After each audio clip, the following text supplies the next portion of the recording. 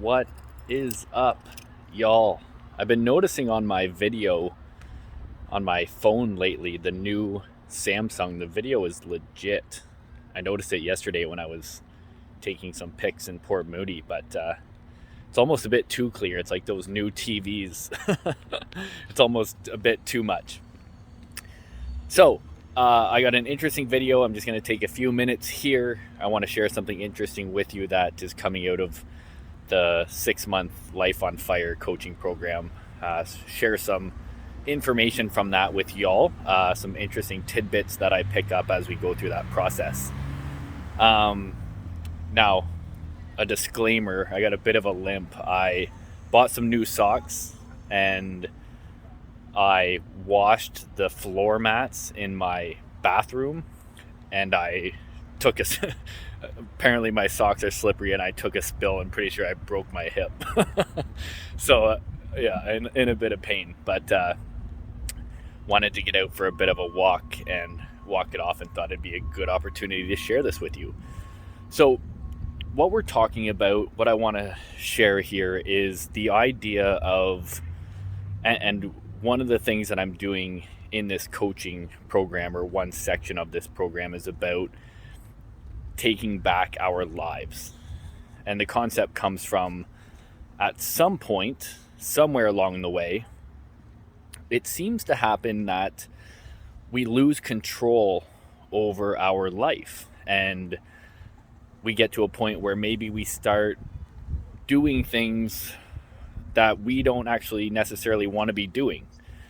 And of course, that's quite obvious for us as adults in many cases of our lives. And this is part of the program of helping people to take back their life, to start living life on their terms. And this has been a very powerful part of the program. We just started, sold out very quickly. We just started, and this first part, I'm realizing it's pretty awesome.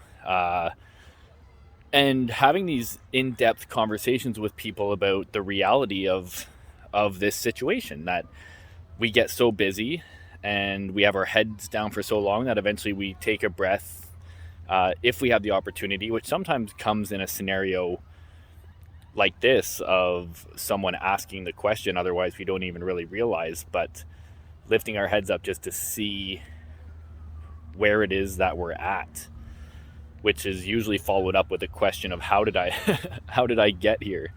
And were these decisions that I made, or did it just kind of happen? And that goes back to the earlier process of my book and how, the default path and all that kind of stuff.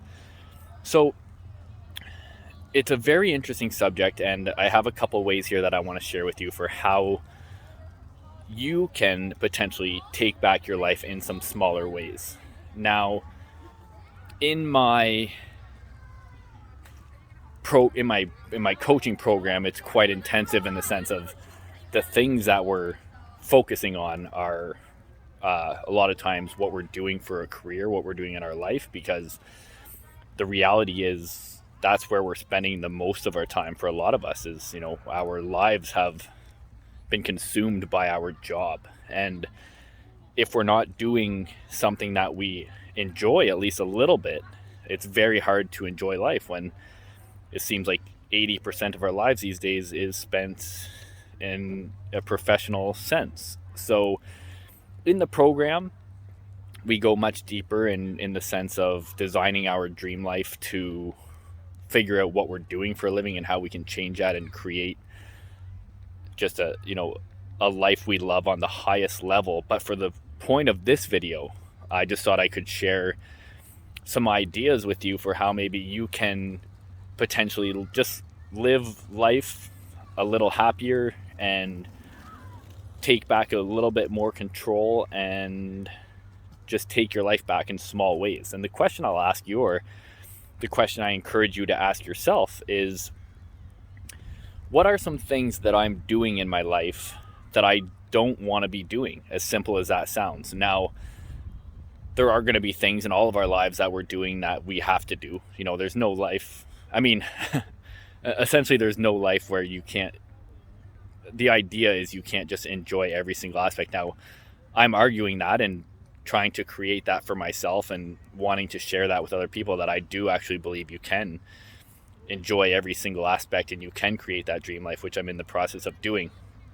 But for the reality, there are things that happen on a daily basis and things in our life that we do that we may not enjoy. But I will say there's definitely far more of them in our life than there need to be.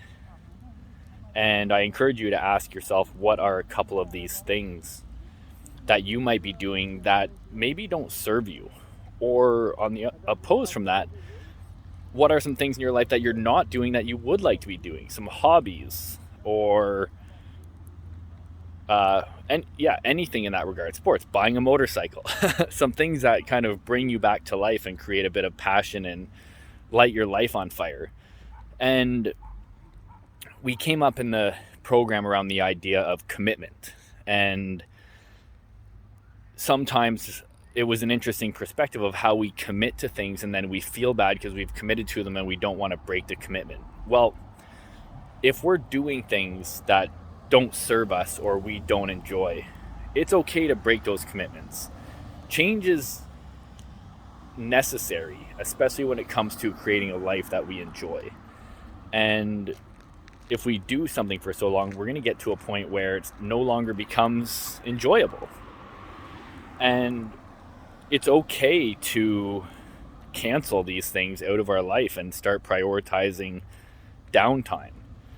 So what are the things in your life that you're doing on a weekly basis or on a daily basis where you're just kind of, I don't know if I'm even into this anymore?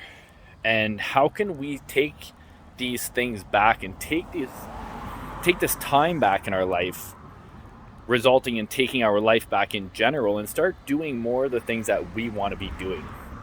On the surface, the concept seems simple, but as I'm seeing it being implemented in this program and being implemented in my own life, it's incredibly powerful.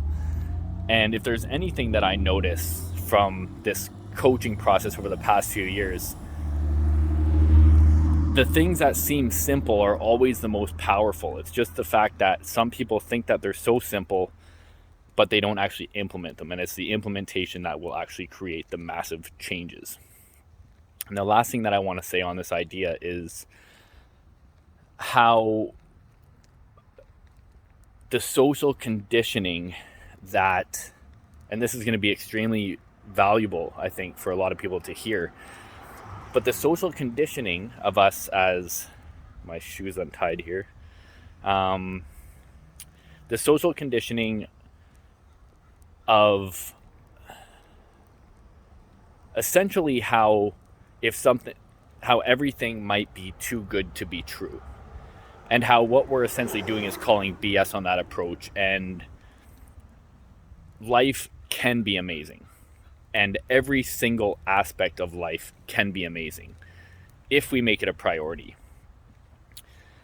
This idea that we can only be happy in short increments of time, we can only do so many things we enjoy, and then we have to come back to reality.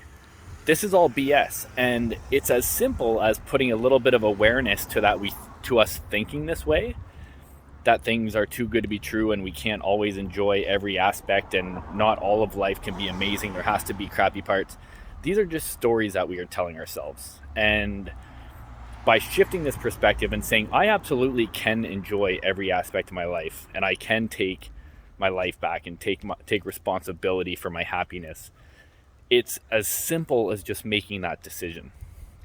And while for now, there will be things that we can't change and have to do that we don't enjoy. We have responsibilities as human beings of working, raising children, all of these great things that we do. But we can start the process.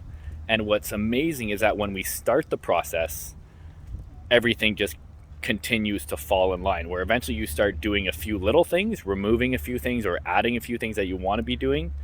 And then the next conversation is, hey, Joe, I want to make the career change. And that's where things get juicy. So I wanted to share this with you. It's been very powerful. I hope you guys have an incredible weekend, and I'll talk to you soon. Peace.